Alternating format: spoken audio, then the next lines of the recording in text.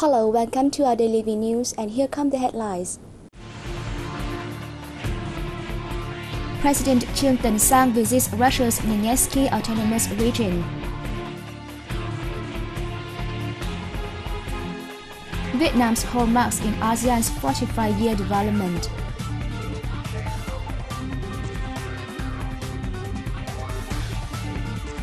Korean language course helps Vietnamese brides better integrate into local society.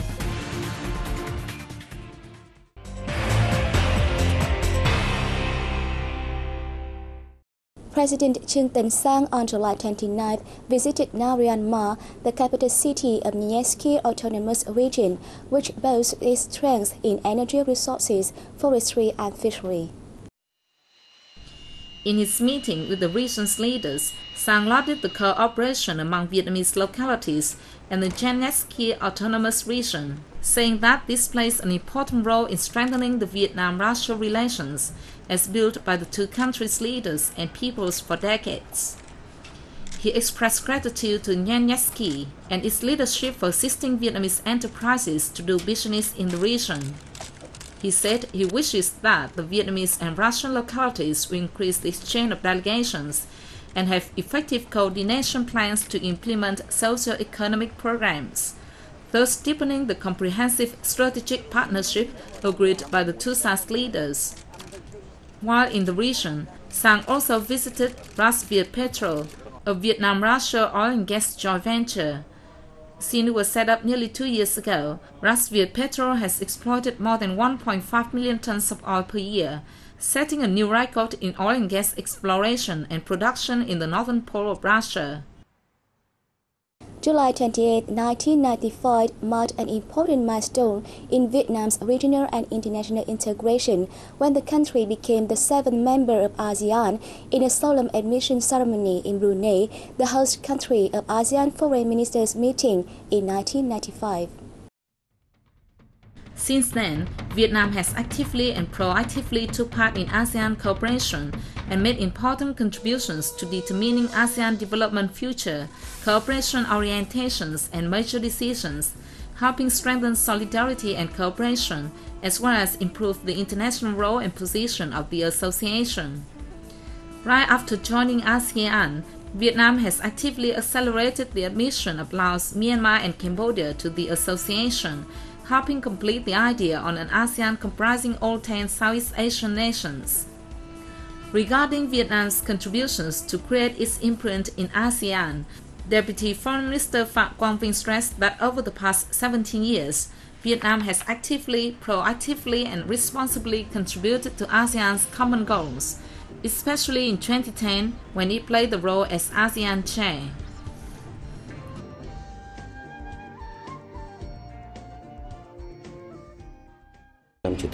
Vietnam has also made active contributions to maintaining solidarity in the group, pushing the roadmap to build the ASEAN community and implement the ASEAN Charter, with an aim of turning ASEAN in a community of solidarity with close economic connectivity in 2015, and together striving for peace, stability, cooperation, and development of the region.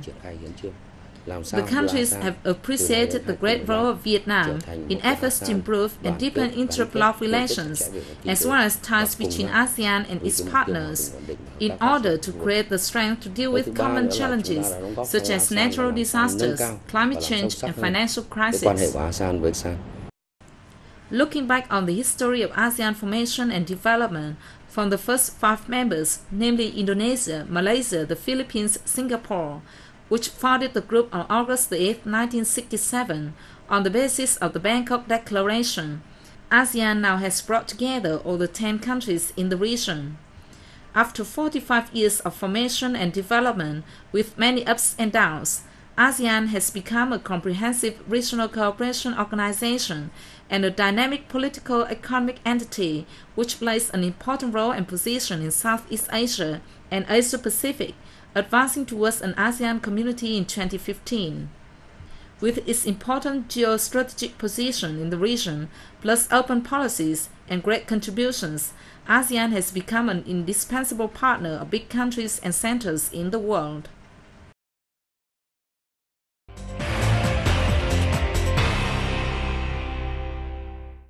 Vietnam has set a target of posting an average annual growth of 11 to 12% in export and 10 to 11% in import in the 2011-2020 period. The target is set in an action program for the implementation of export-import strategy in the period, which has been adopted by the government.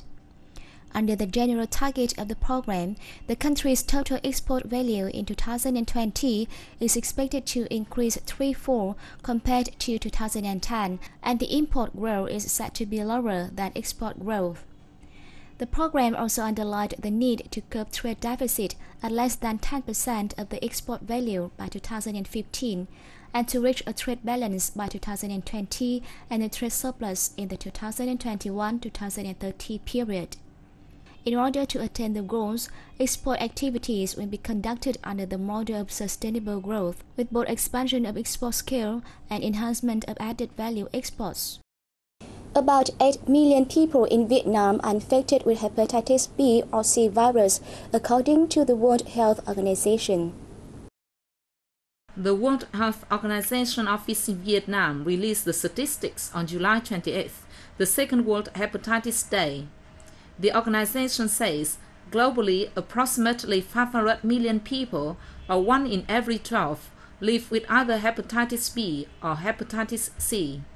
Yet awareness of the infections and their risk factors remain very low. If left untreated or unmanaged, hepatitis B and C can lead to liver cancer or cirrhosis.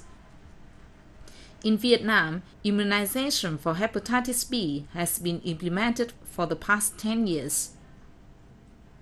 In 2011, 55% of newborns received a dose of hepatitis B vaccinations at birth, and the coverage for the additional 3-dose vaccination reached 95%. According to a 2011 survey, vaccinations resulted in a reduction of hepatitis B infection in children aged 5 in Vietnam to approximately 2%. The organization is calling on countries and partners to develop effective and targeted strategies to respond to the hepatitis challenge and raise awareness of this hidden disease. Vietnam will expand methadone programs for drug addicts, considering it one of the most effective methods to prevent and reduce HIV infection ratio towards the target of bringing the ratio to below 0.3% by 2020. Under a project to produce methadone domestically, the country is to be able to provide treatment to 80,000 addicts by 2015. Methadone has proved to be effective in drug addiction detoxification and maintenance programs. Researchers in many countries show that $1 spent on methadone treatment for drug addicts will help save $7 on legal and medical costs. In Vietnam, the average daily cost of methadone treatment for an addict is 15,435 Vietnam đồng, or $0.73, half of which is spent on medicine. The cost is expected to drop once Vietnam is able to produce methadone.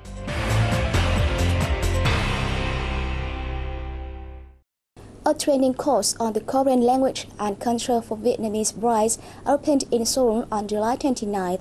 The course is expected to help the brides better integrate into the local society.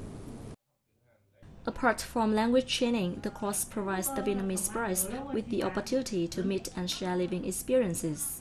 The Vietnamese Association in the Republic of Korea said it considers the organization of the Korean language courses for Vietnamese brides its top priority in order to enable them to further integrate into the local society and contribute to the development of the relations between the two countries. This is the third course in the country. This course is organized under the support of Kum Ho Thai Company Limited and the U Yong Bu Foreign Workers Center. Joining in the course are teachers from both Vietnam and the Republic of Korea. And thank you for joining us. Goodbye for now and see you next time.